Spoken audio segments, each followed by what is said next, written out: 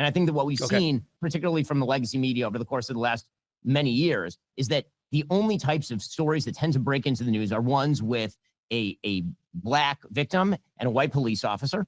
And the media immediately jump to a particular narrative conclusion on the basis of that. And even if the facts end up debunking that conclusion, that narrative continues to be maintained. I mean, a good example of this might be Michael Brown in Ferguson, Missouri, where the initial claim was that Michael Brown was shot in the back by a police officer in cold blood. And it turned out that every aspect of that story was false. And yet there are still people who will, sort of repeat the hands up, don't shoot lie that never happened. I mean, that literally never happened. And that was debunked by the Eric Holder Department of Justice, for example. So I think that we really do have to look at each one of these situations in isolation. We're talking about the life of a person. If you're talking about narrative, if you're talking about sort of generalized race in America, then I think that it's important to look at as much data as humanly possible. I'm a data-driven person, and so I'll look at everything from the studies of Roland Fryer over at Harvard University about police misconduct toward minorities, and it ranges on the scale, by the way. What Roland Fryer studies tend to show is that, for example, there's no disproportionate killing of black men by the police. There's disproportionate use of lower level uses of forces by police depending on the circumstance based on race. So that's something Roland Fryer has found at Harvard, right? Like that's the sort of conversation that I think is useful and interesting.